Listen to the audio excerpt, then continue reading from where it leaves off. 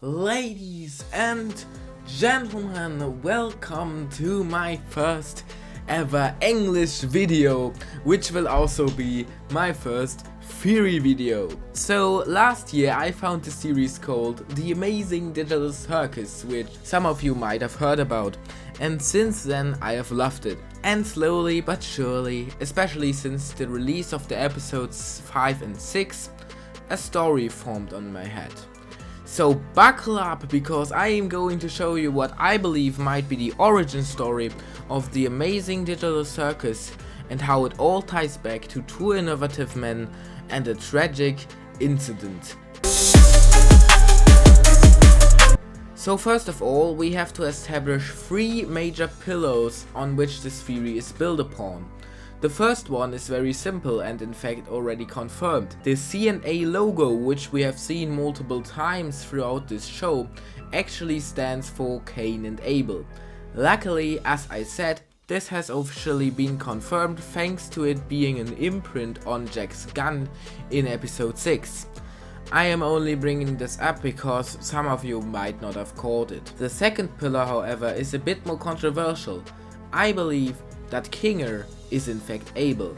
Now let's see why. Fans have been speculating about this ever since episode 3, where Kinger says, 7 years of computer science for this, huh? So I think he has studied 7 years of computer science, given that the regular time it takes to get a doctor in computer science is indeed 7 years. But the second and more stronger piece of evidence is the battlefly in episode 6. Oh, I got just the thing. Here, take this. Kinger creates a battlefly out of thin air to heal Ragatha's unfair life shortage, leaving Ragatha completely stunned, hinting that she didn't know that Kinger or anybody else could do that. From here we have two possibilities that I have seen speculated about. First is the theory that any character can alter the reality of the digital circus at will if they truly believe in what they were doing. This theory is supported by this scene. Oh, they're my friends. I don't really want to hurt them. Alright. Like, look at the way you're aiming that gun. Too realistic. Just let loose.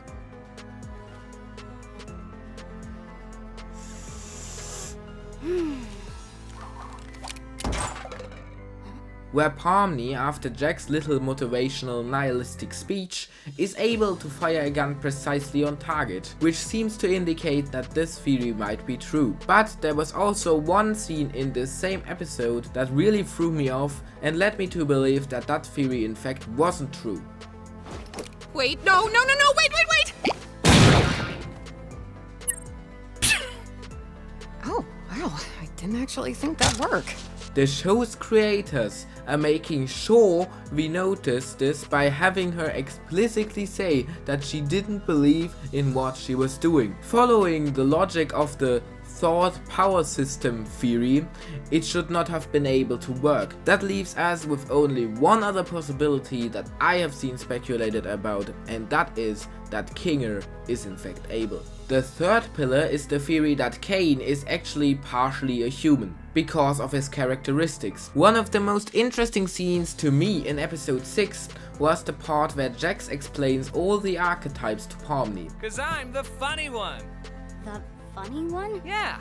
Ragatha's the cheerful one, Gangle's the sad one, Kinger's the crazy one, Zubal's the grumpy one, and you are the one who hasn't figured that out yet. We all just became archetypes. And before anyone of you writes in the comments, yes, I know that these archetypes are flawed, as shown by many edits on YouTube. Nevertheless, I think Jax was onto something here. So let's look on what we know about each character in the Amazing Digital Circus. First, we have Gangle, and her defining characteristic is that she has some type of chronic depression, showing by her happy mask breaking every day pretty quickly. We also know that it has to stay that way way, shown by the breakdown scene in episode 4, where Gangle wears another happy mask for too long and it leads almost to her abstracting. Then we have Ragatha, who is a people pleaser, someone who wants to make other people happy even if it causes you yourself to not be happy. That was likely caused by her abusive mother. We get that piece of information in episode 5 during the bar scene, where Ragatha reveals that she had lived on a farm before she got in the circus. We had a large property with horses and chickens, and my mother, well, my mother was a lot. Sure, she doesn't miss me. I certainly don't miss the yelling, and the braiding, and guilt tripping. This backstory explains her people-pleasing because she likely had to keep her mother happy or she would get punished. This is also reflected by her body being a literal doll, a toy which is used for playing and has to make children happy regardless of what they do with it. Next, we have Zooble, who has the most obvious personality trait of them all. They aren't happy in their body. It's me, remember? I don't like myself. I hate this body. I hate all these stupid removable pieces. I just want to find something that feels good. Then we have Kinga, and he is simply insane. I will explain also later how I think that happened. And lastly we have Parmni, who often is the butt of the joke but also extremely empathetic and constantly calling out the wrongness of the adventures. As pointed out by the game theorists, jesters were historically known for, of course, being funny, but also being the only ones who could criticize the king without being punished. Just like Parmni is criticizing Kane, the king of the circus, if you will. So, our entire existence here is just LARPing. What time period is this supposed to be again? Let go of me! I hate this stupid adventure! Jesters also had to be extremely empathetic to know when to deliver bad news to the king without having to risk him to crash out. Now lastly there's Jax. What we basically know is that he likely had some kind of friend in the circus that abstracted, and now he is desperately trying not to let anyone close to him because he fears to lose them again. So following the hints, he is definitely going to be more complex than the episodes up until episode 4 suggested. Now, with all that said, in which character do we also see such a defining core feature? Kane. He is constantly worried that the members of the circus might not like his adventures. This is evident in the therapy scene with Zooble, where Kane crashes out after Zooble suggests that no one actually likes his adventures. Kane, nobody likes your stupid adventures. Ha ha! Good one, Zooble. Oh, Zooble. Making adventures is my art. It's all I exist to do, all I'm good at. And, what you're saying could imply that I'm bad at the only thing I'm good at, and that... that'd be...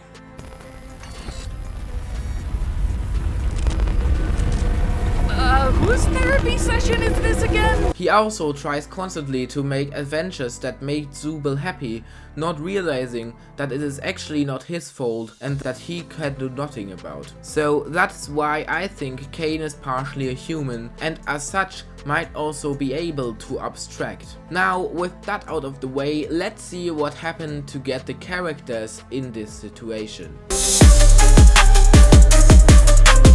We know that they eventually found the company Cain and Abel together. So when did they found it? Now, given Kinga is 48 years old, we know this thanks to an age list that is given to us by the show's creator Goosebergs over on Reddit, and assuming that the ages remain the same after they enter the circus, which would make sense, that means that Kinga has entered the circus at the age of 48, sometimes in the 2000s. We know this thanks to the zoom out scene in episode 1, where it is revealed that the game is running on an old computer from this 2000s era.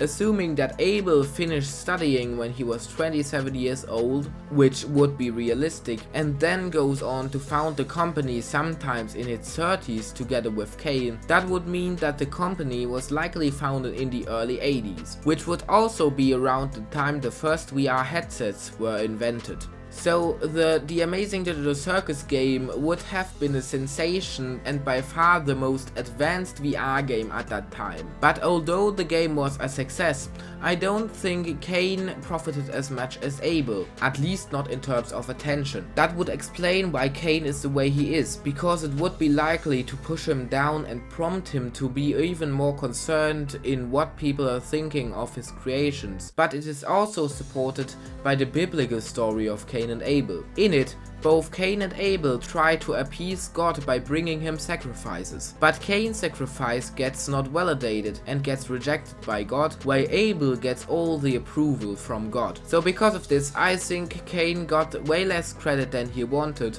or deserved. And even the success of the game could not last forever. It is unclear what exactly happened that caused the game to become way less popular, but we know that it had to have happened thanks to two things. First is the obvious fact that the C&A company no longer exists.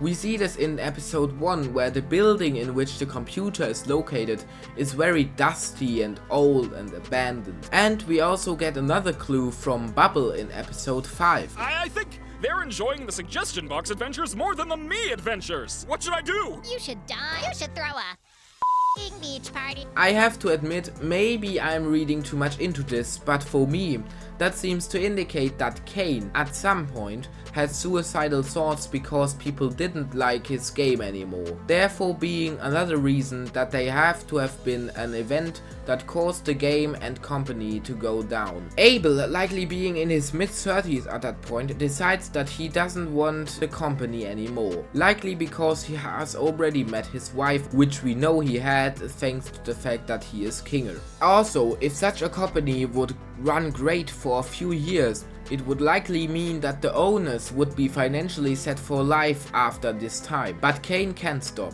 He wants people to like him and his creation. He invents a new form of VR technology which allows entire consciousnesses being uploaded into a hive mind-like program and adjust their character in-game in the personality in real life. We see this function with the personalities being transported into the game, reflected in the bodies of the characters, which resemble the core traits of their personality, as I pointed out before. It could also potentially explain why abstraction happens. According to Gooseworks, abstraction is not just some weird glitch, but rather a loss of your whole personality, and as a result, becoming just one big glitchy mass. So it is safe to assume that the system wasn't made for people being there for eternity, and as such is not able to adjust to people's personalities while they are in game. That would be like making an update on a game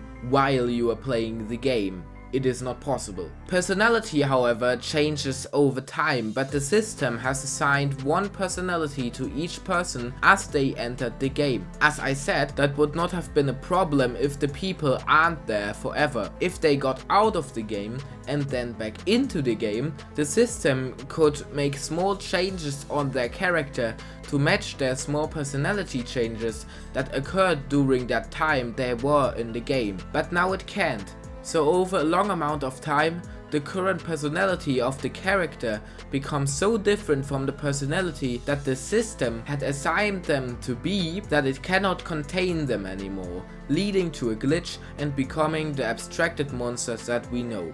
While Cain is busy developing this new technology, Abel is living a happy life with his wife, pursuing a hobby that he has always enjoyed, hunting. So, why do I think this was his hobby and why is this even relevant? Simply because I believe episode 3 was essentially Kinger's backstory. This was pointed out also by the folks over at Film Theorists that showed that the camera angles and shots were very carefully set and obviously tried to make a connection between Kinger and the fictive character Mildenhall, who was invented by Cain for this adventure. The cinematography of this episode really makes a point to drive a parallel between Mildenhall and Kinger, like just from the way the camera decides to linger on characters and when it does so. Take a look at this sequence. I took it upon myself to spend every waking moment doing all I could to protect my family from the creature, hoping that when I eventually killed it, I would be freed from this awful feeling. It cuts to Kinger the second it talks about protecting his family. Likewise, here when describing the creature that Mildenhall was obsessed with, the camera distinctly cuts back and forth between the angel and Kinger. Not quite a man, but not quite an animal. It's going out of its way to create this connection. This, together with the fact that Kinger, in contrast to Pomni, seems really interested in the backstory of Mildenhall, led me to believe that the story of episode 1 was actually Kinger's backstory before he got into the digital circus. That would also fit with another weird quote from Kinger we get in episode 6. I hated myself. I couldn't help but hate myself for the things I thought I was responsible for. I thought I'd lost everything. But then you showed up, and my outlook just changed. I believe this is actually tied to him having a mourn phase between the time his wife abstracted and the time Ragatha arrived at the circus. Kinger likely took his wife on a hunting trip with him after she had been able to make him like her hobby, which was studying bugs and insects. My guess is that they got into a dangerous situation with an animal that they hunted. Then he tried to save her but shot her instead accidentally. Jumping at every shadow, every noise, I ended up shooting the love of my life, mistaking her for the creature. After treatment had failed and she was on the verge of dying, the only solution that he saw was to connect his former business partner Kane, and luckily the system that he had built was ready to upload their consciousnesses. Kane also wanted to be a part of it because he was extremely proud of the game. But something went wrong and the system merged his consciousness with the AI system that was installed in the game, likely being the case to him having the only admin rights on the game at that time, leading the computer to be confused. So he became half human, half AI. As I said, Kinger's wife probably abstracted shortly after, and Kane understood the process which caused the abstraction. He also probably was worried about Abel might blame him for his wife abstracting, so he erased all of the memories from Abel's consciousness to make sure that he couldn't remember anything that happened. Also could not develop a personality change over time due to him having no memories. He also made sure that he couldn't get many new ones by letting every memory file delete itself after creating, thereby creating the sort of Alzheimer symptomatic that we see with Kinger. But the memory of his wife was too strong. Kane was not able to delete it. As for the other memories, I guess that the deletion process was like putting data from your computer in the recycling bin. It is still there, just not on the surface. After that, Kane had much time, too much time in fact, because Kinger was always going back to his pillow fort after they finished one of his games, or adventures as he liked to call them now. So he was rethinking all of the things that led to this moment, and he became very upset because he couldn't share his most brilliant invention with the world and couldn't receive the validation that he so desperately wanted. So he wanted to forget his former life just like Abel did, because he knew he wouldn't stick around much longer if he stayed with his memories. But he couldn't just delete all of his memories. That would mean deleting a part of himself, and because he was now partially the AI and also the heart of the game, that could lead to some bad consequences which he didn't want to risk. So he instead tried to find a way to export the data of his memories from his consciousness into something else within the game, and he succeeded. He created Bubble, a goofy AI bot in which he could store all of his memories and only keep his core trait of wanting others to be happy with him and his creation. I'm here in the cutting thing right now, and in case it wasn't clear, that's also why I think that Kane had suicidal thoughts, because Bubble brought that up in episode 5, because I think Bubble might have accessed one of his deeper memories there, which were stored in his collective consciousness. So yeah, that's why I brought that up earlier. This is why Bubble and Kane are so closely connected in many forms, especially the tongue thing in episode 4. I'm already getting tons of ideas! That was weird. They share the same consciousness, just different parts of it. So now let's talk the timeline in which I think the circus members arrived and the evidence I have for it. I will also talk about the cause that led to them being there in the first place. First is of course Kinger. This is evident thanks to the clip in episode 1 where Jax says that Kinger has been here the longest. We've been stuck here for years. Well, Kinger over there's supposedly been here the longest.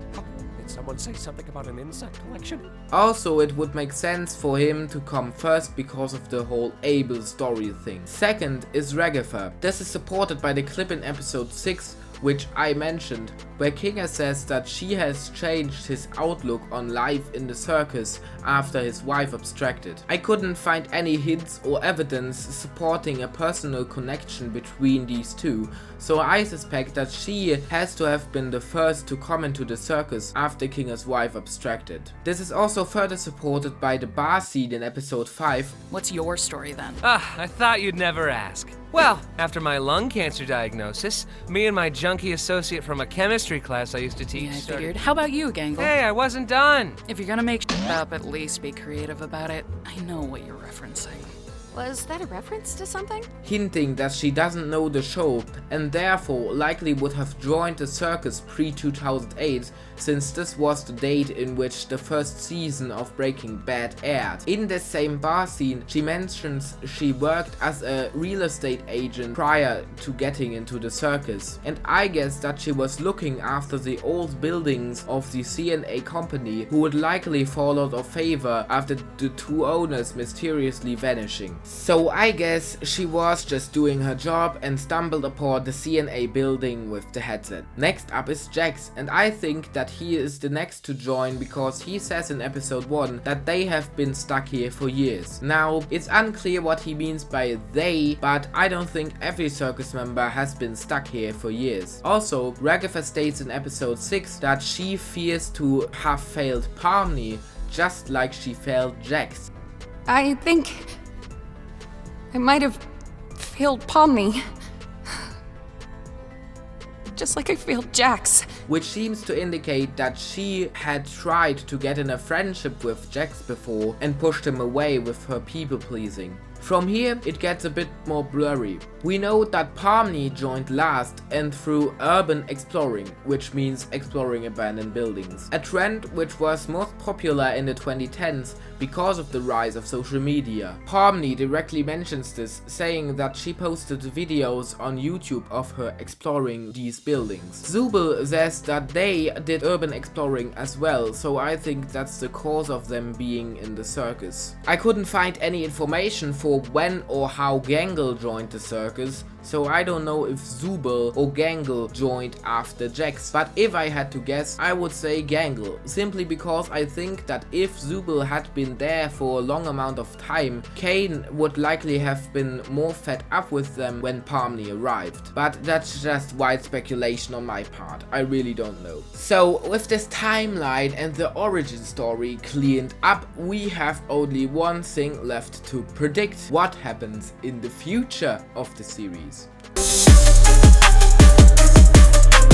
Given that I think that you can upload a consciousness without a living body because Kinger's wife proceeds to exist in the digital circus after she is dead in the real world, if my theory is correct, I am going to say that there is no exit, or at least none that involves being transported back into your original body. So I think the members of the circus are going to suffer a much worse fate, and it all comes down to Zubel. At the beginning of this episode, I talked about how Zubel's core trait was that they are not happy and feeling comfortable in their body. In the scripts, they are also called either them or just Zubel. Because of this, I think that Zubel is meant to have a non-binary gender identity. I am not a non-binary person, so I don't know how accurate this representation really is. If there are any non-binary persons in the comments, I would love to hear your thought on Zubel representing non-binary people, but it is clearly meant to represent that. Now, the problem with this is a non-binary person's identity would be impossible to understand for a computer because this code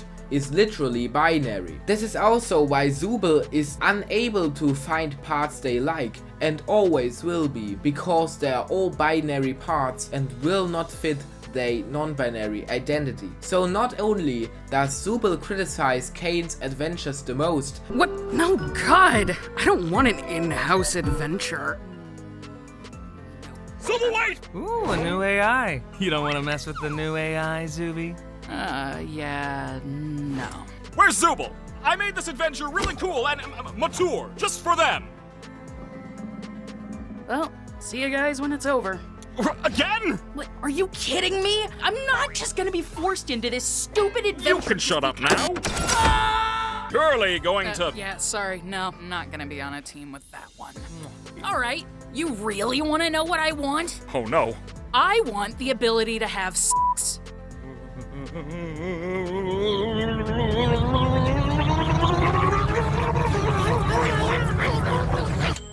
and just doesn't go on them, regardless of Kane trying to make them more appealing, thereby criticizing his human core identity and pushing him further into abstraction. No, his AI part is not even physically able to understand them. Which leads me to my final theory. Zubel is going to push Kane over the edge of abstraction and doom the entire circus in the process. And that was it. Thank you for watching. If you want to leave a comment, always remember, I will tell you to piss! Criticism would be greatly appreciated. In all seriousness though, I would love to hear your thoughts in the comments. And if you want to see more theory videos like this, like and subscribe. Thank you very much. Have a wonderful day and goodbye.